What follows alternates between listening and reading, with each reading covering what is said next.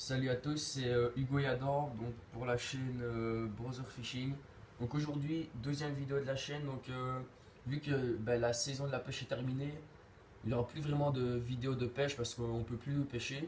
Aujourd'hui, on a décidé de vous faire la présentation de mon matériel. Et d'ici peut-être une dizaine de jours, vous aurez la présentation du matériel d'Adam. Donc on va commencer avec tout ce qui est les boîtes à leurre et tout ça. On enchaînera sur moulinet, canne et tout ça, ça vous verra après. Donc on va commencer par ma boîte avec tous les leurres et tout le matériel. Donc euh, par on va commencer par ce que je préfère le moins, c'est la pêche en étang. Donc je vais sortir le matériel que j'ai pour la pêche en étang. Donc voilà. Donc ici j'ai déjà les flotteurs. Voilà. Hop. J'ai la boîte de plomb. Et j'ai bien évidemment des bas de ligne. Donc ici on a une boîte de plomb avec des plombs qui vont de 0,20 g à 1,8 g. Donc voilà une boîte de plomb banale. Ici on a un flotteur de 1,5 g, un flotteur de 2 g, ici aussi 2 g, un flotteur de 0,70 g et un flotteur de 4 g. Donc ensuite les bas de ligne. Ici, c'est des bas de ligne en 20 centièmes, des hameçons numéro 10.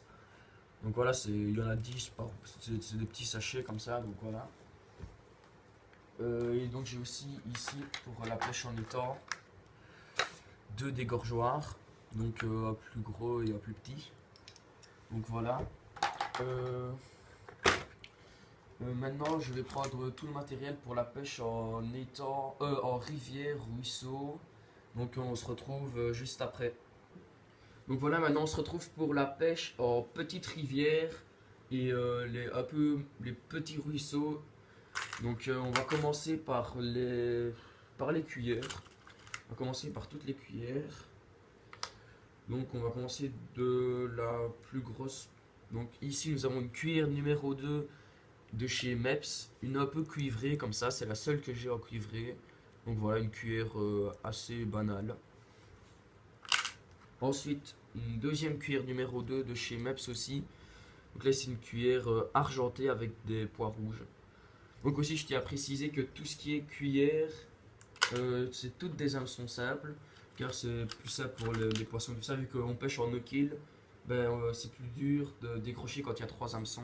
Voilà, c'est pour ça qu'on pêche avec seulement des hameçons simples. Ensuite, cuillère numéro 1 de chez Meps aussi, avec des taches noires. Voilà, une cuillère normale. Ensuite ici une cuillère de chez Caperlan, numéro 1 aussi, argenté et noir. Ensuite ici, vu que c'est deux les mêmes, je vais vous en montrer qu'une. C'est cuillère numéro 0, un peu allongée de chez Meps. Donc voilà, cuillère noire et un peu jaune fluo comme ça. C'est vraiment tout. Mais ça, c'est vraiment les cuillères 0. C'est vraiment pour pêcher vraiment dans les ruisseaux. Pas, ça peut être profond, mais vraiment dans les ruisseaux, parfois de 20-30 cm de large. Et on termine sur la dernière cuillère vraiment pour ruisseau et petite rivière. Cuillère ondulée numéro 1. Donc voilà une petite qui c'est un coloris un peu perche comme ça. Donc c'est vraiment pour aller chercher tout ce qui est petit brochet et un peu grosse perche. Donc maintenant on va enchaîner sur la pêche toujours en rivière mais dans les plus grosses rivières. Donc on va commencer par ma seule cuillère, enfin toutes les autres conviennent aussi à partir de la 1 et 2. Mais celle-ci c'est vraiment la plus grosse que j'ai pour pêcher en tout ce qui est grosse rivière. Donc c'est la numéro 3 rouge argentée de chez Caperlan. Donc voilà, très bonne cuillère. J'ai déjà testé en étang, j'ai déjà eu des touches avec, mais en étang les cuillères c'est pas foufou. Mais dès que la saison recommencera, je vous ferai des vidéos sur un peu chaque objet dans l'eau. Ensuite on va faire les leurres souples. Donc les leurres souples, j'en ai trois différents. Donc le premier ici c'est un leurre souple de 55 mm avec une tête plombée de 5 grammes. Donc voilà, leurre souple qui imite vraiment les toutes petites truites.